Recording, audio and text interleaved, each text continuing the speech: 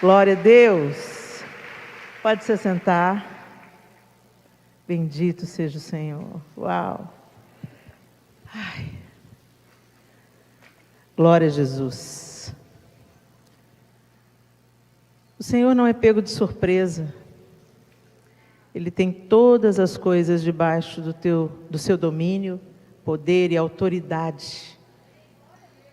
E tudo que Ele permite na nossa vida não é sem um propósito. Então nós estamos gratos ao Senhor por estarmos aqui, nesse momento maravilhoso que a gente acabou de desfrutar da presença dEle. Ele está na casa, Ele está em você. E nós queremos aprender dEle nessa noite. Amém? A palavra que o Senhor colocou no meu coração, eu falei assim: Senhor, é isso mesmo, Jesus? É isso mesmo? É isso mesmo. Eu vou falar da filha da insatisfação.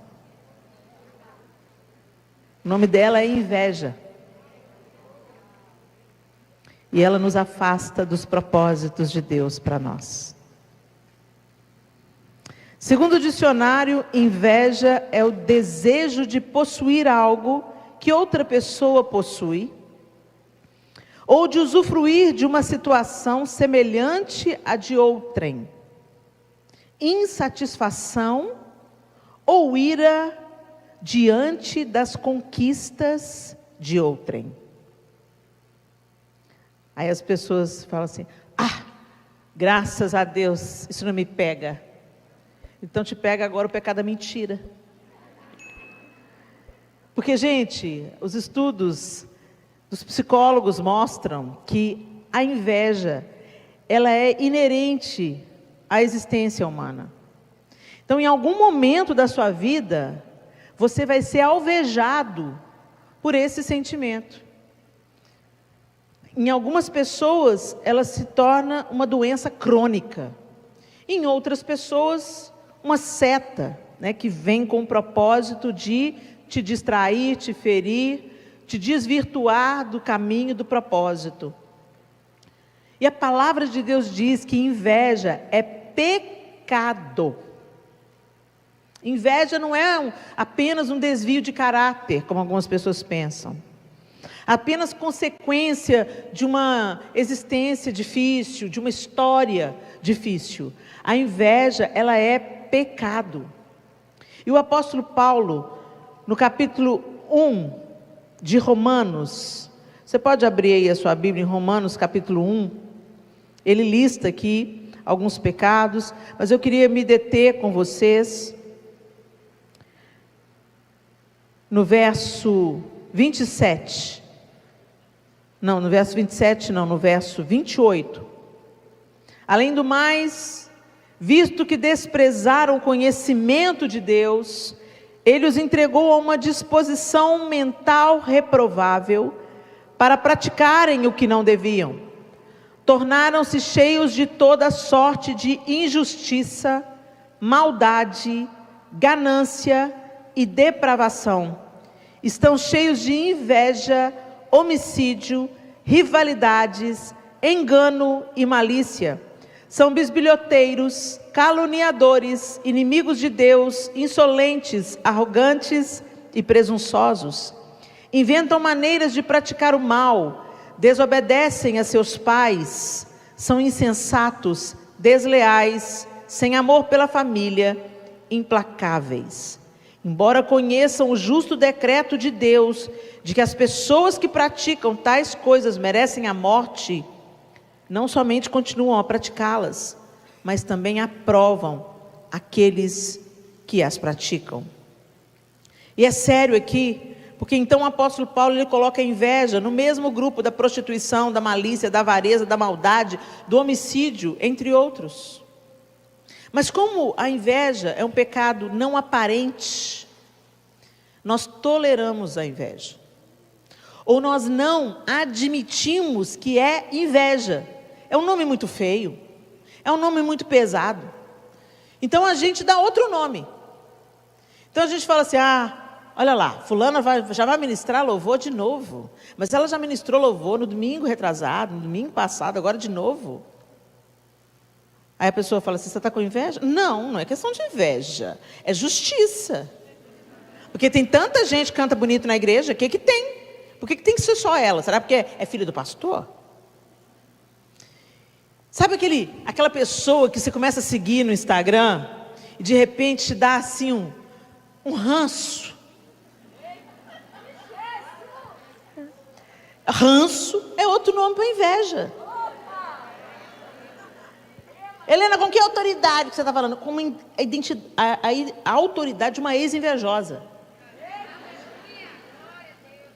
Gente, a inveja, por que eu quis falar sobre a inveja hoje? Porque Deus tem um caminho para você trilhar e a inveja está te embaraçando. A inveja está sabotando o plano de Deus na sua vida, porque o invejoso não prospera nos seus caminhos. O invejoso fica paralisado na comparação, ou na vitimização, ou na maledicência. Ele entra em um desses nichos. Ou ele fica paralisado, pensando, oh vida, oh céus, oh Deus ama a Vivi, mas não me ama. Fica paralisado, pensando assim, Deus, história em que Deus não tem filhos prediletos, hein? Eu que sei. Olha lá a vida da fulana. Tem nada de errado na vida dela. Gente, cada um sabe onde aperta o sapato, gente. A vida da gente não é rede social, não. O que você vê na rede social é uma ínfima parte da nossa vida, e normalmente a gente estampa a parte bonita, a parte feia, a gente não põe lá não. A parte descabelada, com bafo, doente, com olheira, entendeu? Quando uma espinha grande brota na cara, a gente não põe isso lá não. A gente põe filtro. Mas a vida real não tem filtro, gente. A vida real tem dias dificílimos, tem dia que você fracassa, tem dia que problemas surreais vêm na sua vida, tem dia que você vive uma situação que você pensou, nunca imaginei estar passando por isso. Tem dia que o diabo vem e te afronta. Mas a gente tem que entender o seguinte, cada um de nós vai viver aquilo que a gente tem que viver, uma vez que temos dono. Não estamos aí por aí, à deriva. Temos dono, então o que vem sobre nós é para nos forjar, é para nos aperfeiçoar, e às vezes é para nos abater, às vezes é para nos humilhar, porque Deus resiste ao soberbo, mas aos humildes Ele concede a sua graça. Então eu queria chamar a sua atenção sobre o que a palavra de Deus diz sobre inveja, esse pecado que a gente tolera. Às vezes a gente se torna tão resistente a adultério, misericórdia, prostituição, fornicação,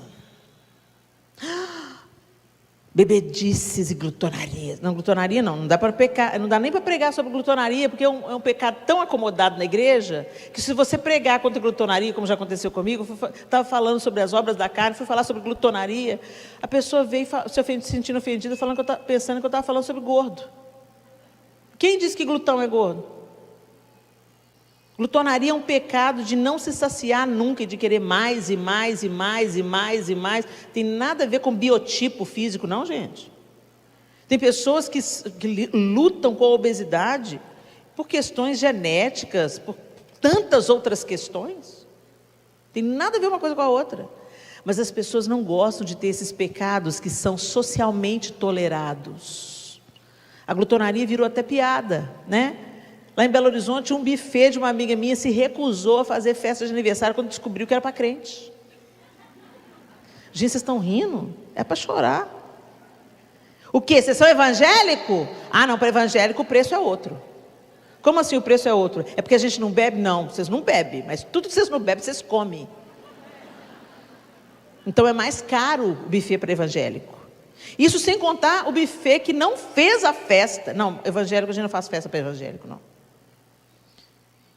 Por quê? Porque come além da conta. Jesus. O que a gente está tentando? Que buraco que a gente está tentando tamponar com comida? O que é que a gente está tentando consertar que está errado dentro com comida? Por que a Bíblia fala o Deus deles é o ventre? Tem gente que não se sacia com comida, mas também não se sacia com compras. Não se sacia com conversa fiada, não se sacia, está sempre naquilo. E a inveja é esse pecado que é socialmente aceito. O invejoso se torna prisioneiro da frustração, da infelicidade, e fica impedido de florescer e de frutificar. O invejoso se torna atrofiado, fica reduzido às comparações e competições, e na maioria das vezes cai em outros pecados como maledicências, mentira, soberba e hipocrisia. Eu não chamaria a inveja de pecadinho, né, gente? Porque ela nunca vem sozinha, ela vem acompanhada. Esse pecado vem acompanhado. E a Bíblia diz que o salário do pecado é a morte. Às vezes você está vivenciando algumas coisas na sua família, na sua vida, e você é alvejado por esse sentimento. Quem nunca? Você olha para uma pessoa e você vê os sonhos que você tem se realizando na vida dela. E isso te dá raiva, te dá irritação, e te dá um sentimento de que sim, Deus tem filhos prediletos, porque eu estou pedindo para o Senhor isso, e para mim não vem, mas agora vem para a minha melhor amiga, para a pessoa que está mais próxima de mim. E aí o coração fica peludo, e aí você começa a pôr um sorriso falso, diz: que bom, amiga. Quero que você morra. Gente, a gente está rindo aqui, mas o pecado que tirava Jesus do estado natural dele era hipocrisia. Jesus, doçura, doçura, doçura, senta com um corrupto, doce. Recebe a adoração da mulher adúltera, doce. Vai lá libertar Maria Madalena das legiões de demônio, doce. Vai libertar o gadareno, doce, gentil, amoroso. Atraía a ele as multidões. Mas na hora que você via Jesus irritado, era com a hipocrisia. Você fala uma coisa, mas por dentro é outra. Você pensa uma coisa, mas na hora de verbalizar, tá linda, emagreceu, né? Linda tá você merece, querida. Chega em casa,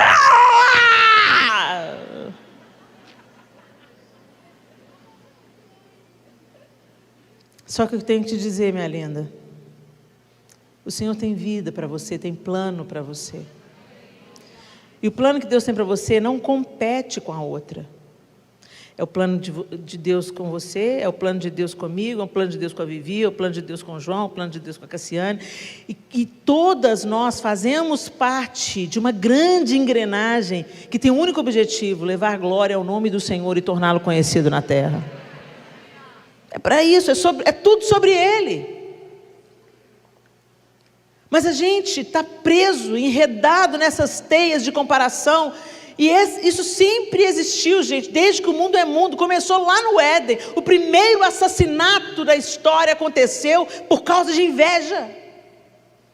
2 irmãos vieram e ofereceram as suas ofertas ao Senhor. Deus aceitou a oferta de Abel, mas não aceitou a oferta de Caim. Ao invés de Caim tentar entender onde ele havia falhado, e recomeçar e tentar de novo e acertar o passo, não, ele ficou indignado porque Deus aceitou a oferta de Abel. O problema não era a oferta de Abel, o problema era a oferta de Caim.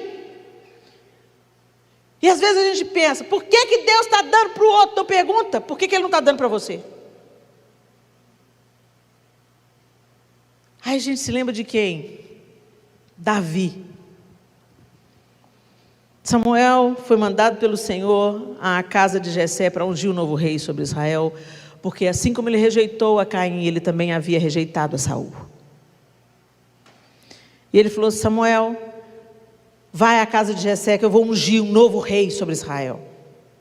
E quando Samuel chega, manda reunir os filhos de Jessé, entra Eliabe. O grandão, charmosão. Eu fico imaginando Eliabe alto. Por quê? Enganou Samuel. Ele viu Eliabe, ele comparou Eliabe com quem? Saul. Saul foi eleito rei, se destacava do resto do povo dos ombros para cima, tinha porte de guerreiro, porte de rei, era alto, bonitão, a presença impunha. Quando Samuel põe o olho em Eliabe, pensa, o primogênito de Jessé. Tem uma bênção sobre o primogênito de Jessé, imponente, devia ser alto também, preparado para a guerra, porque ele estava lá também na batalha contra Golias. E aí Samuel olha, eis aí o ungido do Senhor. O Senhor, não, pode parar, Samuel. Samuel, para de olhar para a aparência. Porque eu não estou nem aí para a aparência de Eliabe, estou nem aí para o porte de Eliabe. Em outras palavras, o Senhor está falando, não atente para a aparência, porque eu vejo o coração e eu rejeitei o coração de Eliabe. Abinadab, Samar, mais 4 irmãos, 7 filhos de Jessé passaram diante dos olhos de Samuel, não era nenhum deles. Você não tem mais nenhum outro filho? Tem. Davi. E lá vem o garoto de gentil aspecto, ruivo e de gentil aspecto. Nenhum porte de guerreiro, nenhum porte de poder. Por que a gente busca tanta aparência de poder? Sendo que Jesus veio na contramão disso. Jesus não cresceu em Jerusalém. Nasceu em Belém para que se cumprisse a profecia. Passou seus primeiros anos em Nazaré. E depois foi para Cafarnaum. Quando você vai em Cafarnaum hoje, é uma vila de pescadores, com casebres minúsculos. Você vai em Jerusalém, você vê aquela estrutura de cidade majestosa, antiquíssima, a elite religiosa toda em Jerusalém. E Jesus em Cafarnaum. Na Galileia, gente, quando falava Galileu, esse nome era pejorativo. A gente canta, né? Galileu. Mas na linguagem bíblica, Galileu é aquela gentalha lá, um Galileu, um favelado. Tinha um nome pejorativo, que hoje a gente nem usa mais esse nome. Não é favelado. Mora na comunidade, porque é ofensivo falar que uma pessoa é favelada em alguns contextos. Galileu, aquele povo lá misturado, aquele povo imundo, aquele povo com tanto de religião misturado, povo esquisito, aquele povo pescador, aquele povo. Jesus se afastou completamente do status da época. Mas nós buscamos o que Jesus desprezou. E nos engolimos e competimos nessa comparação.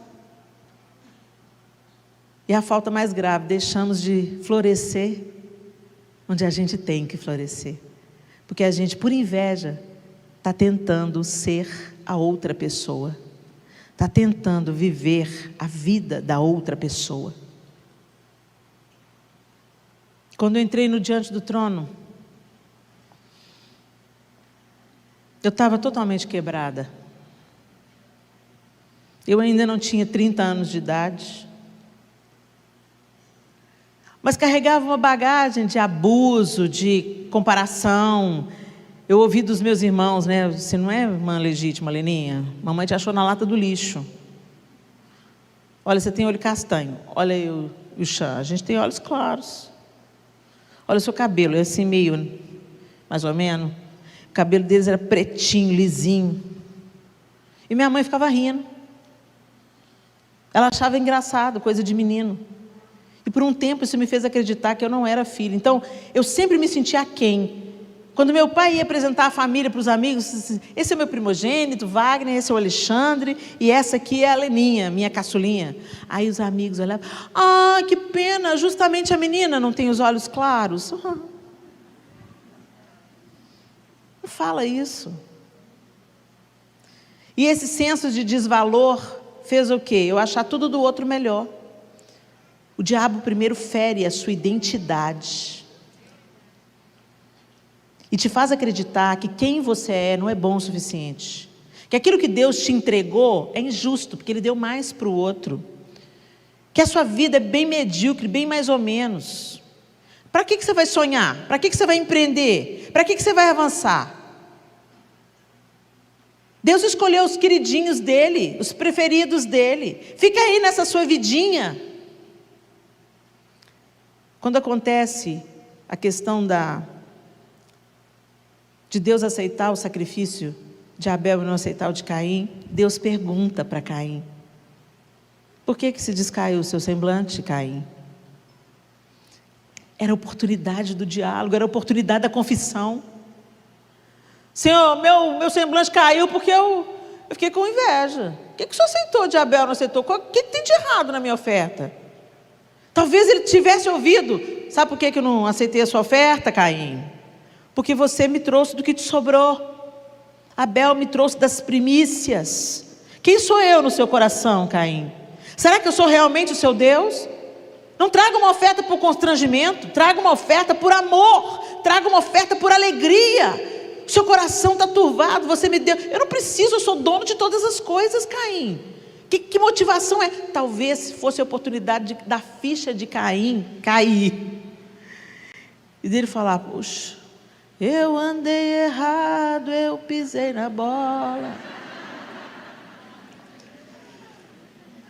Talvez ouvisse de Deus, né? Quero te abraçar, quero te beijar. Contextualizando, pregando o evangelho.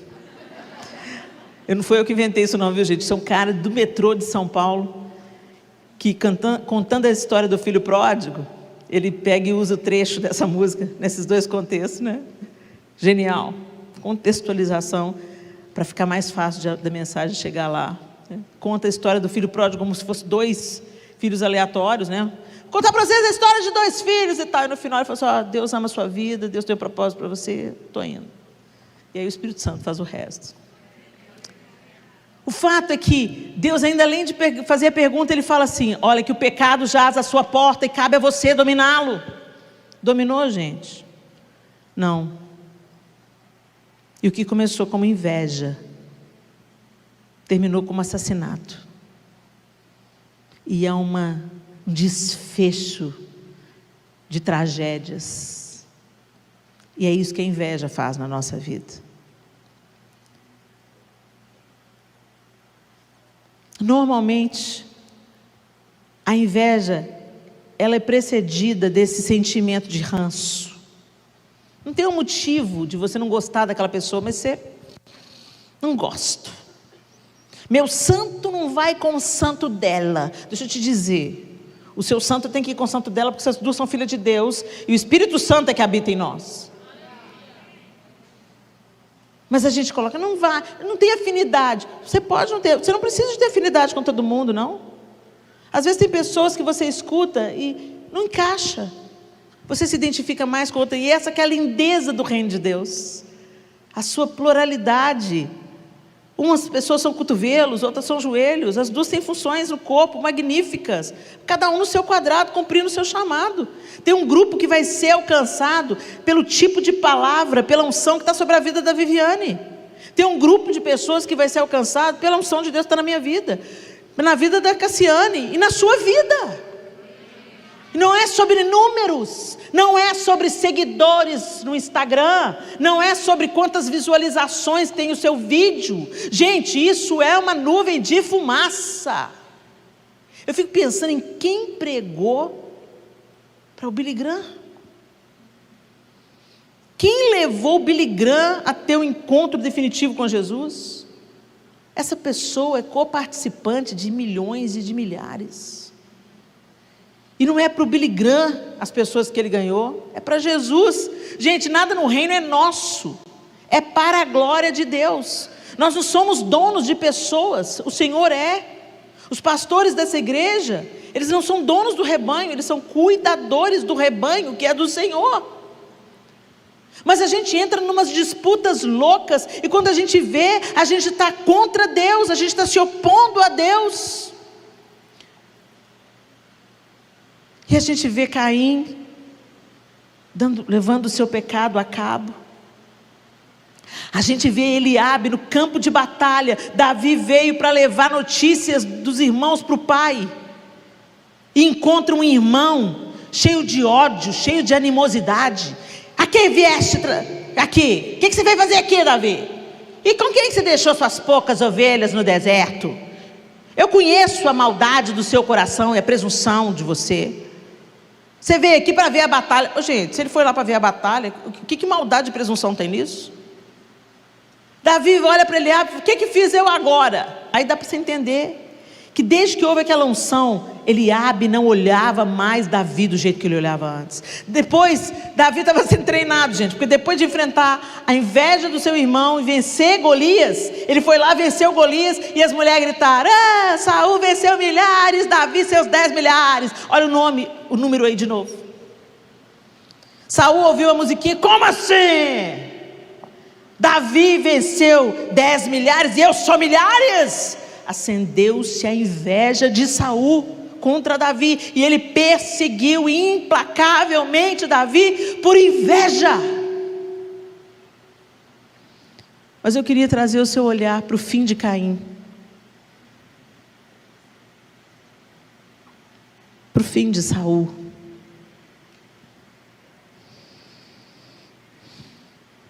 para o fim de Raquel. Raquel, Helena, lá em Gênesis 31, o texto diz que Raquel tinha inveja de Lia, sua irmã, porque ela tinha filhos, e Raquel era estéril. Raquel é a esposa preferida de Jacó, mas ela não foi enterrada junto com os patriarcas. Raquel ficou pelo caminho. Raquel ficou pelo caminho. Ela tinha o amor do marido, mas ela não colocou os olhos no amor de Jacó. Ela colocou os olhos nos filhos da irmã, a rejeitada. Deus é tão lindo, que ao ver que Lia era rejeitada, trouxe do ventre dela a tribo de Judá.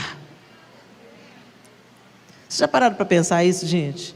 Que a caolha da Lia é que teve a tribo de Judá, de onde viria o Messias. Deus não dispensa os quebrantados de coração.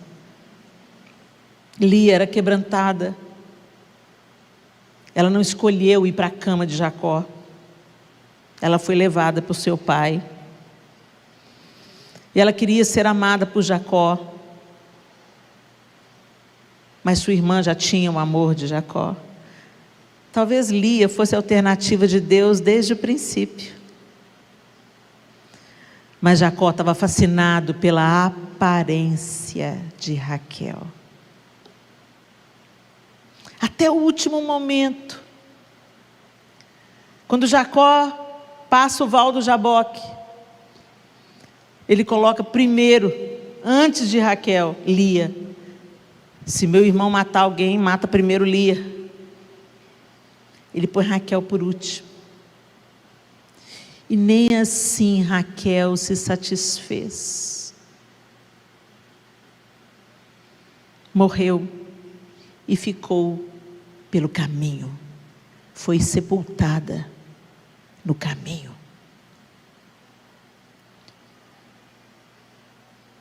Você quer ficar sepultada no caminho, minha linda?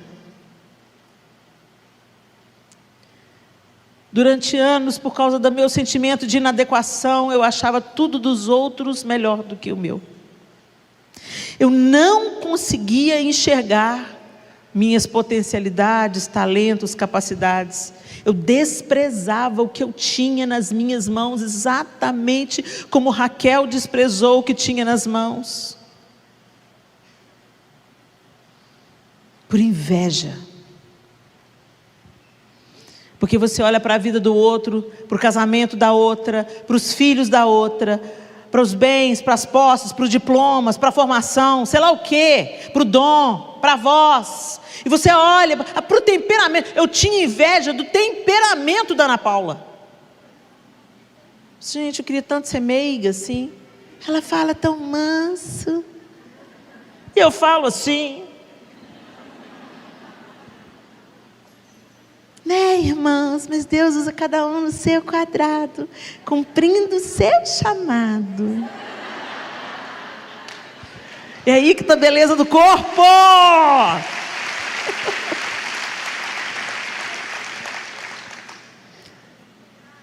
Eu quero perguntar para você nessa noite, será que você está como Raquel?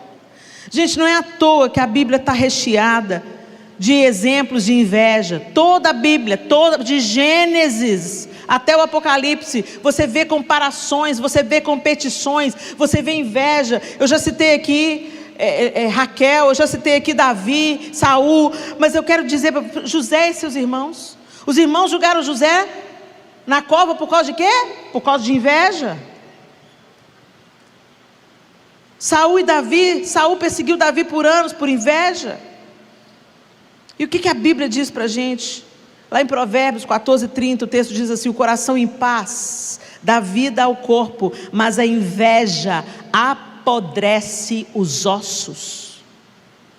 Tem gente que adoece de inveja. Comportemo-nos com decência como quem age à luz do dia, não em orgias, bebedeiras, não em imoralidade sexual e depravação, não em desavença e inveja. Ao contrário, revistam-se do Senhor Jesus Cristo e não fiquem premeditando como satisfazer os desejos da carne. A palavra de Deus está recheada desses exemplos. E a gente podia ficar aqui, discorrendo sobre cada um deles. Pedro, Jesus está ali na praia chamando Pedro de novo, cobrindo Pedro de autoridade. Pedro, tu me amas? Pedro, tu me amas? Pedro, tu me amas? Ele está tendo aquela conversa com Pedro para trazer reconciliação de Pedro, para reposicionar Pedro no chamado que ele tinha. Você já largou as redes, Pedro? Não volta para as redes de novo, não. Você não precisa de pescar de novo, não. Eu tenho um chamado para você, eu tenho uma missão para você. E ali naquela conversa, Jesus diz para Pedro como ele deveria glorificar a Cristo, morrendo por amor dele. E na hora ali, Jesus, no tete a tete com Pedro pega e vira para si: conta este, João. E Jesus olha para Pedro e fala: que te importa? Adorei essa resposta de Jesus. Pedro, o que te importa? O que te interessa? O que eu vou fazer através de João, Pedro? Quanto a ti, segue-me. Hashtag fica a dica. O que você está olhando para a vida da sua irmã? O que você está olhando para o casamento da sua irmã? Gente, se está sentindo inveja, para de seguir. Deixa Deus te curar primeiro. Depois que você estiver curada, aí você volta a seguir e começa a glorificar a Deus pelo dom na vida da outra. Porque é lindo a gente ver a manifestação de Deus na sua pluralidade, na sua multiforme graça e sabedoria. É riquíssimo, é importante e prova que nós não somos a totalidade do propósito de Deus. Tem um pedacinho em mim, tem um pedacinho na outra, um pedacinho na outra, um pedacinho na outra, e assim nós reunidos glorificamos o nome do Senhor. Mas o diabo tem plantado no meio da sua igreja esse tipo de invejas e de pendengas. Líderes proeminentes, cheios de talento, que começaram certo, olhando o número de... quantos membros tem naquela igreja? Encontra os pastores, líder. Quantos membros tem na sua igreja? Que te interessa? Os membros que tem na minha igreja não são mérito meu. Os membros que tem na minha igreja são os discípulos que o Senhor está me entregando, as ovelhinhas que Ele me deu para cuidar. Ora por mim. E Deus não se impressiona com números. A mesma multidão que gritou Hosana ao que vem em nome do Senhor, gritou crucifica. Não me impressiono com números. E na vez que Davi quis contar o poderio bélico dele, falou: vamos saber quanto que tem um exército. Veio a ira de Deus sobre Davi. Você está o quê, Davi? Confiando no número do seu exército? Eu vou te mostrar quem é que dá vitória para Israel. Matou 700 num dia só. 700 mil? 700 mil? 70 mil? Há uma pancada de gente.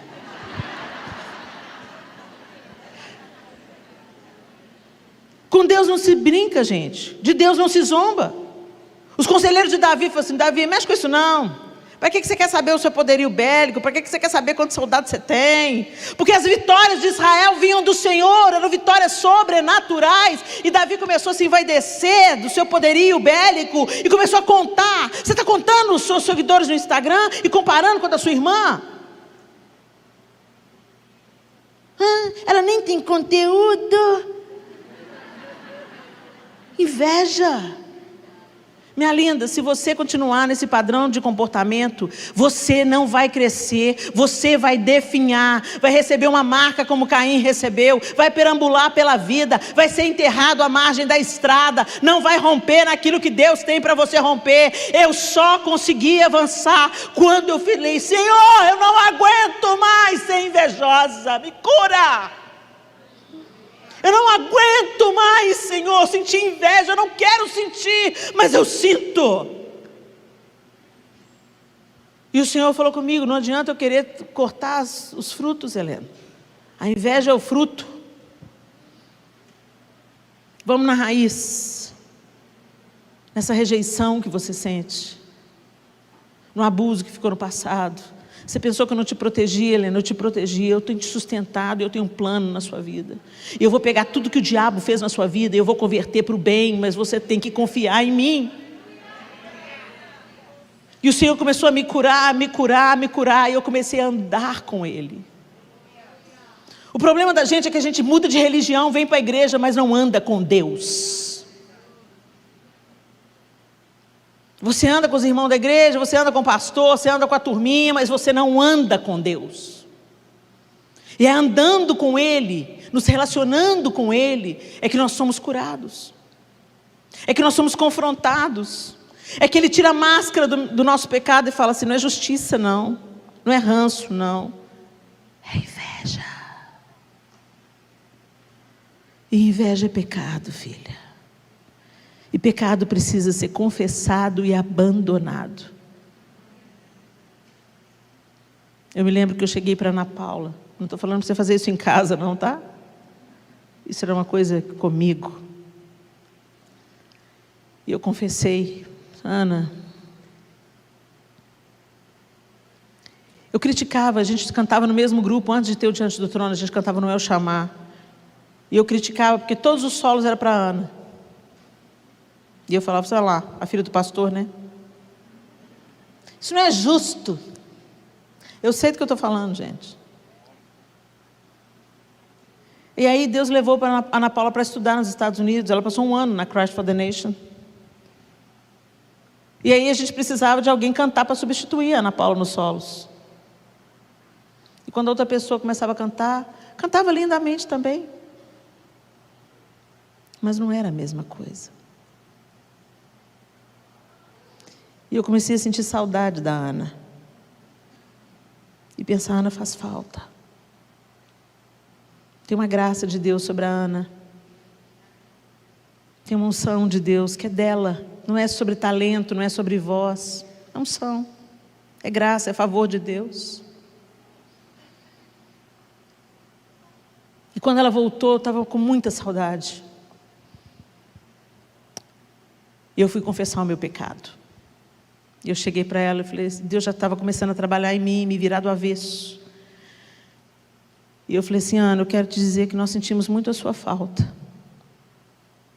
E que eu reconheço que tem uma unção de Deus sobre você. E eu quero te confessar que eu tinha inveja de você. Ela me olhou assustada. Eu disse: eu quero te pedir perdão. Eu preciso confessar isso para eu ficar livre disso. Eu não quero mais continuar tendo inveja, nem de você, nem de ninguém. Ela me abraçou. Está tudo bem, Helena. Eu não sei como é que você sente inveja de mim. Você é tão talentosa, você é tão cheia de habilidades, Helena. Me encorajou, como sempre ela faz até hoje.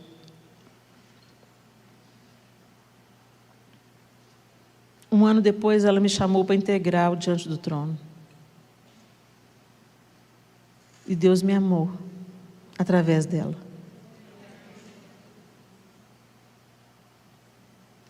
Deus me amou falando: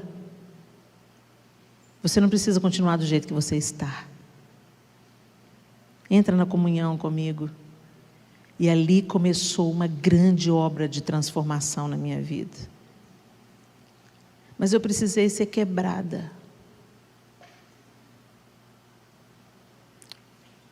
Um dia nós fomos ainda no Eu Chamar fazer solos. Ia ter um intercâmbio entre o El Chamar, que era o grupo que antecedeu Diante do Trono, que tinha coro e orquestra, e uma orquestra da Assembleia de Deus do Belém. Então eles vieram de São Paulo com um coral de 100 vozes, uma orquestra. Então eles cantavam uma música no louvor e o El Chamar cantava outro. Eles cantavam uma música e o El Chamar cantava outra. E o Robinho virou para mim e falou assim: Helena, você vai cantar a sua música hoje. Eu tinha um solo. No domingo você vai cantar. Aí eu fiquei toda lá. Chegou a minha vez, chegou a minha hora. Aí no sábado, mãe, eu acordei sem voz. Completa. Eu nunca ficava rouca. Até hoje é muito difícil eu perder a voz. Eu deitei com a voz e acordei sem ela. Poda. Doeu. Eu cheguei no sábado para ensaiar. Que voz que é essa, Helena? Não sei. Ai, meu Deus do céu. O que você arrumou? Você gritou? Não. Bebeu gelado? Não. Canta aí, vamos ver o trecho. Deu a introdução no piano. Algo que é de... Pode parar. Se você amanhecer assim amanhã, dá para você cantar. E eu borrifando tudo na garganta. Gargarejando.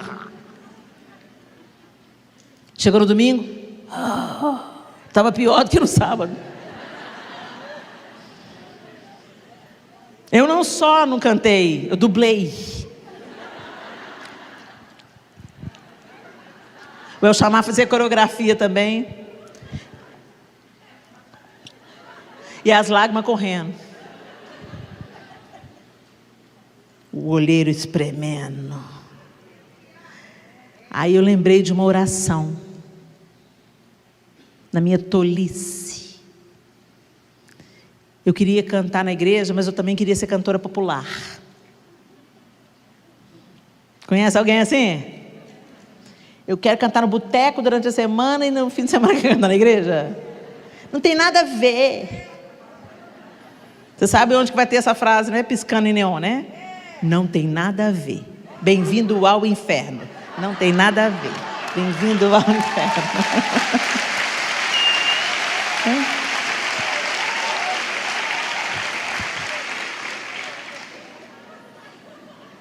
Aí naquela tolice eu e o Senhor, o Espírito Santo lá, debaixo de um tanto de escombro, né? A minha vontade, meu desejo, a minha ferida, minha pereba, tudo lá em cima da voz do Espírito. Mas Ele é um herói.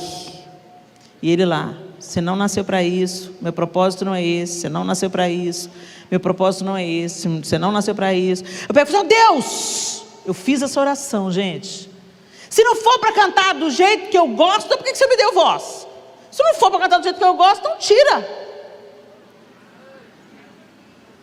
Adivinha o que veio na minha cabeça naquele dia de domingo? A lembrança da oração tola. As lágrimas corriam. Minha mãe tentando me consolar. Ô, minha filha, o que será que aconteceu?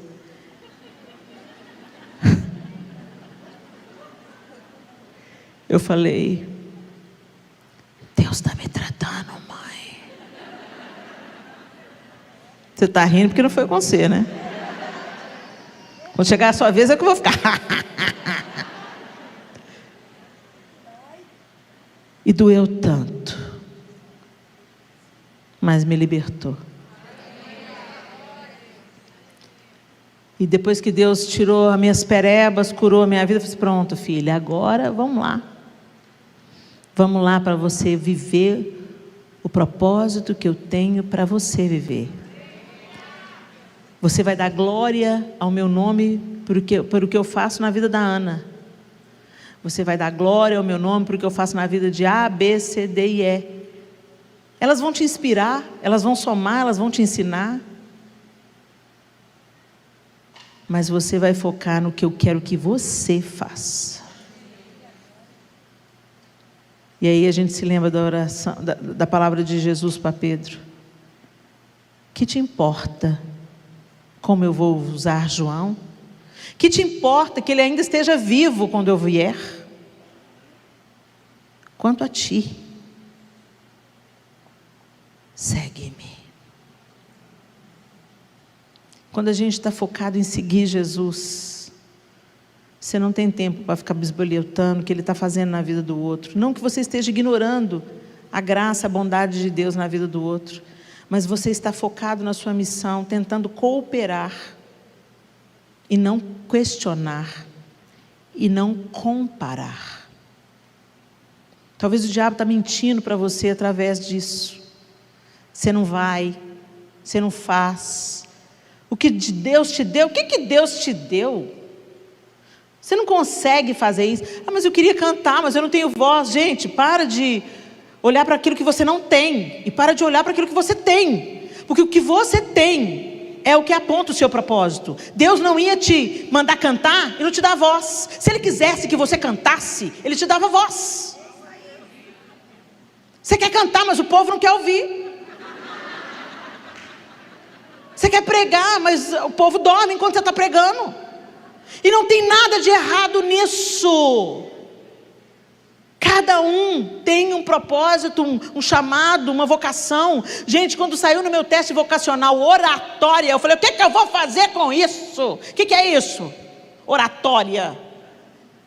Aí a conselheira do colégio falou: Helena, significa que quando você falar, as pessoas vão querer te ouvir. Eu quero ser atriz.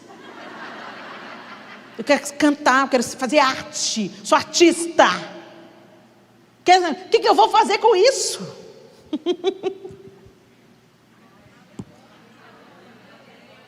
Já estava lá, já estava no meu pacote. Deus já tinha me dado. Mas eu estava tão focada no que ia me dar visibilidade, que eu estava perdendo a minha vocação de vista. E, gente, é no cumprimento do propósito que a gente encontra felicidade. Pode ser alguma coisa que só você vê. Tem aquele sentimento de: uau, eu estou no lugar certo, fazendo o que eu nasci para fazer. Você enfrenta adversidade, você enfrenta cansaço, você enfrenta oposição, mas isso não te derruba. Você continua firme, prosseguindo. Às vezes precisa dar umas paradas para descansar, toma fôlego, e prossegue.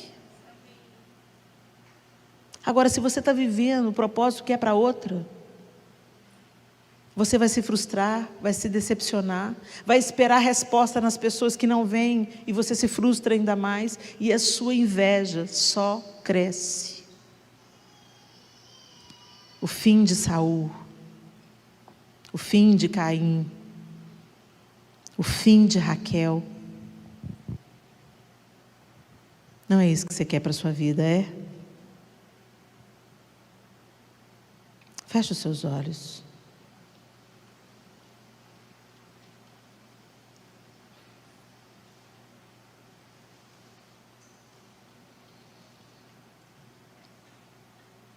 Primeiro Deus me desfez. Arrancou as minhas máscaras e as minhas desculpas. Não, é justiça. Não, eu só não me identifico. Ele me desnudou, me levou à confissão de um pecado. E eu falei: Senhor, é feio, é desprezível, Mas é inveja. O que eu sinto é inveja. Eu não gosto do sucesso dela. Eu não gosto das pessoas gostarem dela. Me incomoda quando os nossos líderes elogiam a ela. Mas eu não quero ser assim, Senhor, porque eu sei que isso é contra o Senhor. E isso está me embaçando, me embaraçando, apodrecendo os meus ossos. Eu me tornei maledicente, irritadiça, ingrata, insatisfeita, murmuradora. Eu vivo em comparações. O orgulho tomou meu coração. Entendeu, minha linda? Ela nunca anda sozinha. A inveja anda em bandos. E são esses pecados que vão entrando na sua vida. Ela abre a porta. E a maledicência, a insatisfação, a ingratidão, a hipocrisia entram atrás. E te paralisam. E sabotam o propósito de Deus na sua vida. E quantas pessoas saem da igreja por inveja? Não vou naquela igreja não, tem muita estrela lá.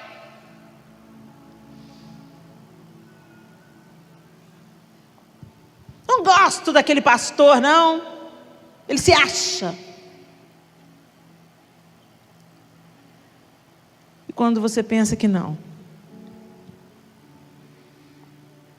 está errante como Caim, consultando médiuns como Saul, sepultada nos seus sonhos como Raquel. Ajuda-nos, Senhor. Minha linda, Deus tem uma vida para você. Ele quer tocar em você, transformar você e transbordar em você. E o mentiroso está te enganando. Você se olha no espelho, você se critica. Por que eu tenho esse cabelo? Por que eu tenho esse peso? Por que eu tenho esse corpo? Por que eu tenho essa cor? Eu queria ser fulana. Olha a ingratidão aí.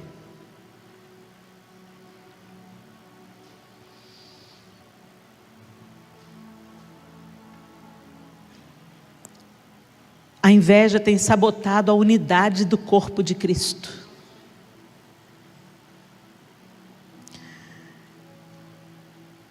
Eu não preciso ser adivinha e nem preciso de ouvir as histórias que acontecem nessa cidade. Porque por onde eu passo, no mundo todo, onde uma igreja avança, ao invés dela gerar alegria, ela gera disputa e inveja.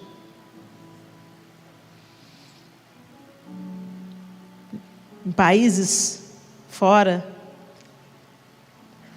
pastores denunciam outros pastores se eles não têm o documento de legalidade na nação.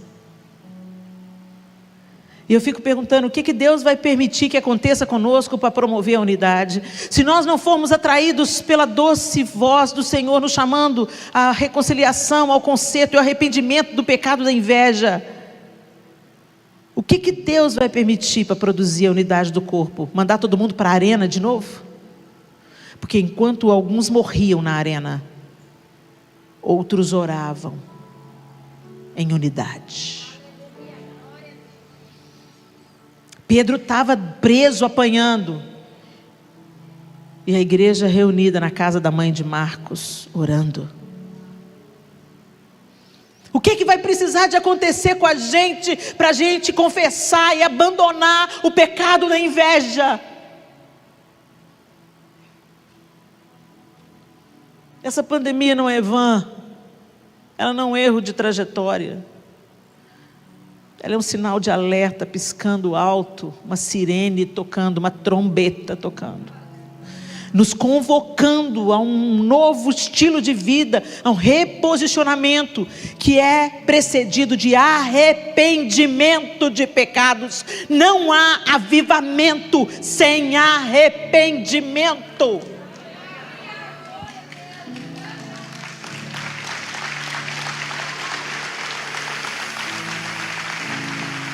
Oh, Senhor, quero seguir-te,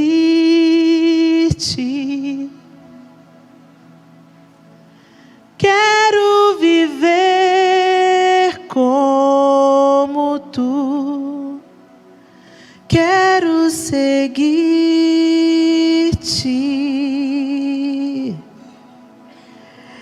dia após dia.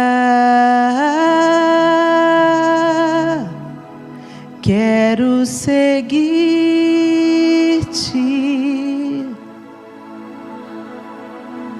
quero viver como tu, quero seguir-te,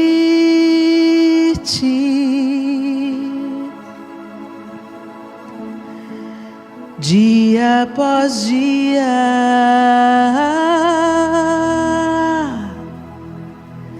Quero seguir-te.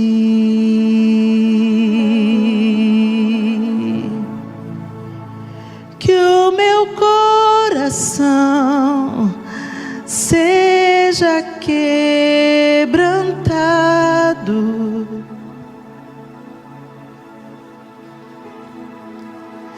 que o meu prazer seja fazer a tua vontade,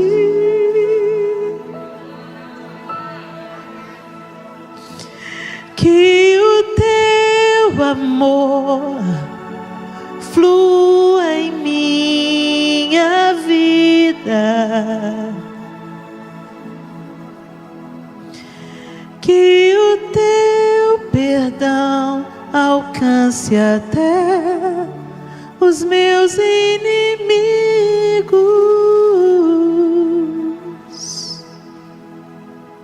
Quero seguir-te.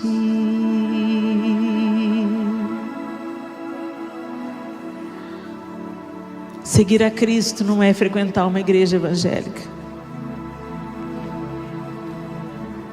Seguir a Cristo é andar com Ele e ser aperfeiçoado nele. É dar as costas para um antigo estilo de vida e deixar o Senhor te tomar pela mão e te levar a um novo e vivo caminho.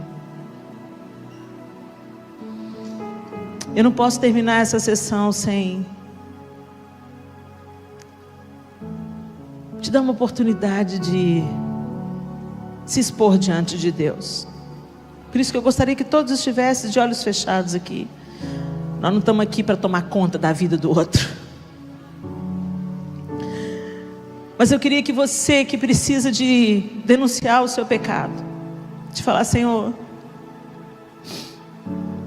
eu me comparo, e muitas vezes me passou pela cabeça que o Senhor ama mais o fulano do que eu. Eu me questiono por que o Senhor não me dá o que eu tanto te peço e o Senhor dá para outra. Eu não gosto de mim, de nada que eu tenho. Por isso a vida do outro me parece ser tão bonita, tão brilhante, que eu desprezo o que eu tenho nas mãos. Hoje é o dia de mudar essa história, minha querida. Naquele dia que eu rasguei meu coração, eu falei: Senhor, eu estou assim, mas eu não quero permanecer assim. Eu quero avançar, eu quero viver os seus sonhos, eu quero viver os seus propósitos para mim, eu quero florescer. Eu estou seca.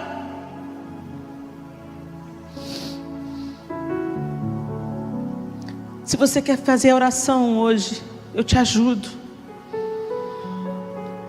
Eu já a fiz.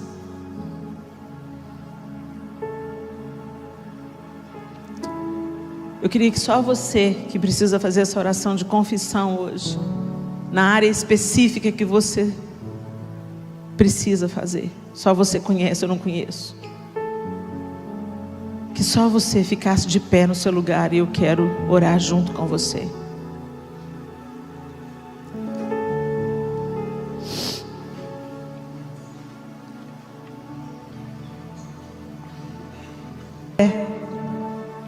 Tem o seu momento aí. Verbaliza. Fala com as suas palavras para o Senhor: Senhor, eu não poupei palavras não. Eu falei com Ele com toda a minha honestidade. Senhor, do Senhor eu não posso esconder coisa nenhuma. Mesmo que eu tente, eu não consigo. Então, papo reto: Senhor, eu sou invejosa, eu não quero mais ser. Eu sinto insatisfação, eu sinto tristeza pela bênção da minha amiga, pelo dom da minha amiga, pela família da minha amiga, mas eu não quero sentir. Então eu denuncio diante do Senhor o meu pecado. Eu rasgo o meu coração. E eu quero dizer para o Senhor, porque a tua palavra diz que aquele que confessar diante do Senhor, que aquele que confessar os seus pecados, Ele é fiel e justo para nos perdoar os pecados e nos purificar de toda injustiça. Então eu estou denunciando o meu pecado aqui, Senhor. Eu sou invejosa, mas eu não quero continuar a ser invejosa. Eu comparo a minha vida com as dos outros, mas eu não quero mais comparar. Eu murmuro como se eu estivesse no seu lugar, eu faria melhor, mas eu não quero mais murmurar. Eu quero receber o dom do Senhor. Eu quero cumprir o meu propósito nessa terra. Eu quero vivenciar a tua vontade plenamente. Por isso eu me arrependo e eu te peço perdão em nome de Jesus. Fale aí com as suas palavras diante do Senhor. Ó Deus, eu oro por as minhas irmãs que estão de pé diante do Senhor. Esse gesto de se colocarem de pé admite que elas precisam e dependem do Senhor, e que elas estão denunciando e rompendo em nome de Jesus qualquer vínculo com esse pecado que as assedia. Deus, quando elas ficam de pé, elas estão dizendo para o Senhor: eu não quero mais continuar assim. Eu não quero mais continuar me comparando, sentindo inveja, ingratidão, menosprezando aquilo que o Senhor já me deu e já fez por mim. Eu não quero mais continuar sentindo insatisfação pela bênção da minha irmã. Eu quero me alegrar, eu quero festejar e eu quero fazer parte daquilo que o Senhor está fazendo na terra. Por isso eu te peço, Deus, escuta esse clamor. Elas estão balbuciando por trás dessas máscaras. Algumas estão chorando diante do Senhor. E eu te peço, recolhe essas lágrimas, escuta essas orações. E coloca a separação. Hoje coloca a separação entre essas mulheres e as trevas. Nós não toleramos pecados encobertos. Nós não toleramos pecados socialmente aceitos. Nós somos filhas do Senhor e queremos viver como filhas do Senhor a plenitude de tudo que o Senhor tem para nós. Eu abençoo as minhas irmãs em nome de Jesus. E na autoridade do nome de Jesus eu as libero para prosperar, Senhor, para avançar, para descobrirem seus dons, seus talentos, suas habilidades, para celebrarem aquilo que o Senhor confiou a elas e para florescerem e frutificarem a 30, a 60 e a 100 por um. Ó Deus, levanta um exército de mulheres curadas, restauradas, que não disputam umas com as outras e que geram uma geração curada de homens e mulheres, meninas e meninos que apreciam a bênção de Deus na vida uns dos outros. Libera essas mulheres, Pai, para que elas avancem, que o sangue de Jesus Cristo, seu Filho, seja aspergido sobre todas nós nessa noite, nos purificando desse pecado que é a inveja. Denunciamos diante do teu altar e te pedimos: cobre-nos com teu perdão, com o teu sangue purificador, e inaugura um novo tempo a partir de hoje, em nome de Jesus. Amém e amém. Aleluia.